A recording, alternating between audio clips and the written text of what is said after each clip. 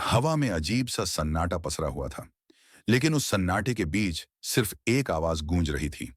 सुकून के कदमों की आवाज। गुस्से से लाल आंखें, तेज सांसें और हाथ में पकड़ी हुई रस्सी। वह सीधे नहर की ओर बढ़ती है और बिना एक शब्द बोले उसके दोनों हाथ कसकर बांध देती है। नहर डर के मारे चीख भी नहीं पाता। सुकून, ये क्या कर रही हो? लेकिन सुकून उसकी बातों को अनसुना करते हुए उसे घसीटती हुई बाहर ले आती है। बाहर कुछ मजदूर मिट्टी खोद रहे थे। एक गहरा, अंधेरा, भयानक गड्ढा। नहर का चेहरा सफेद पड़ जाता है। ये ये सब क्या है? नहर घबराकर पूछता है। सुकून धीरे धीरे उसकी तरफ मुड़ती है और उसकी आवाज में ऐसा झर जैसा नहर ने पहले कभी नहीं सुना था। तुम सोचते थे मैं बेवकूफ हूं?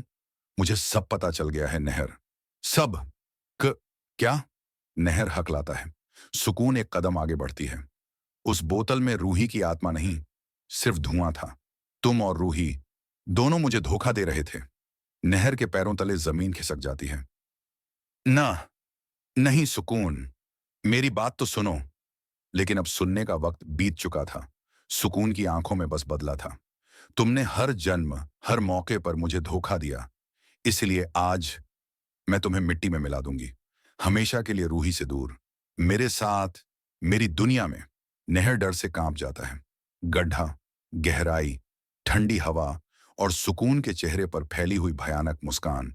अब नहर को सच में लगने लगता है कि आज शायद उसकी आखिरी रात है।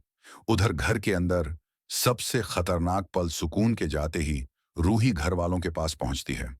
उसके हाथ में हनुमान जी का सिंदूर।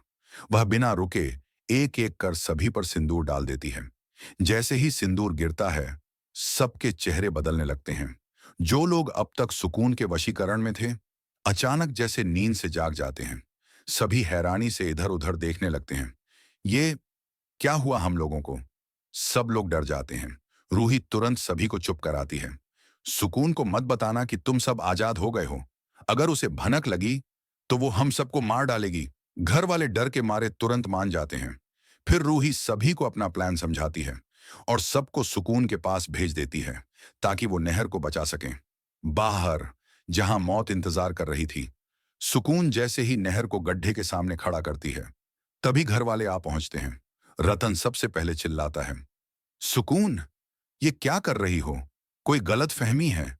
रूही अगर घर में होती तो हमें दिखती। सुकून रुकती है, कुछ सोचती है और पहली बार उसका चेहरा थोड़ा नरम पड़ता है।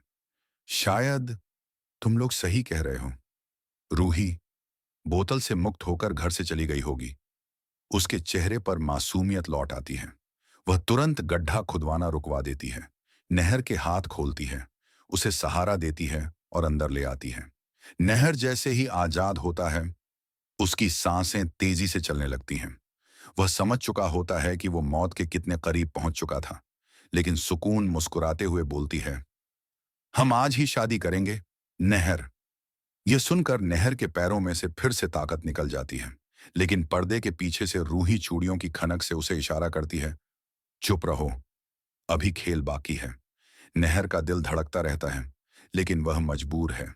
अब सबसे बड़ा ट्विस्ट, रूही अकेले में नहर को समझाती है, जब तक सुकून की आत्मा को शांति नहीं मिलती, वो ऐसे ही सबको परेशान करेगी। हमें कुछ करना ही होगा।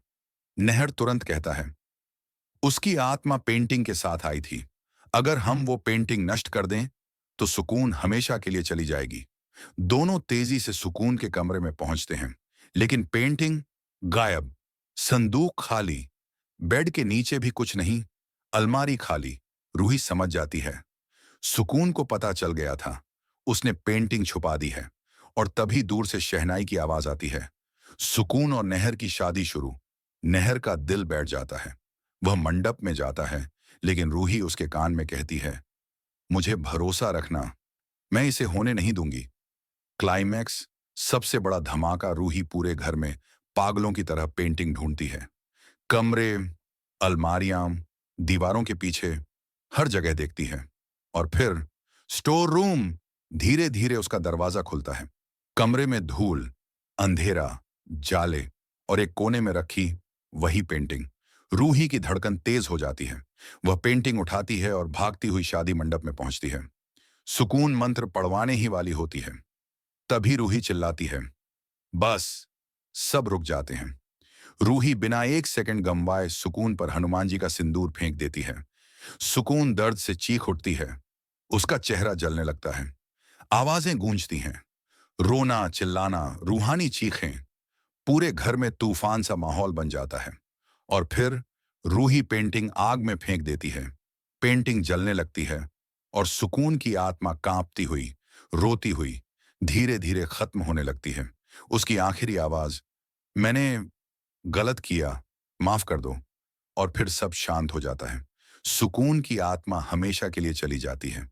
घर में पहली बार चैन उतरता है। नहर और रूही राहत की सांस लेते हैं। लेकिन कहानी यहीं खत्म नहीं होती, क्योंकि जली हुई पेंटिंग की राख में कुछ हिलता है और कैमरा धीरे धीरे उस राख पर झूम करता है। और वीडियो कट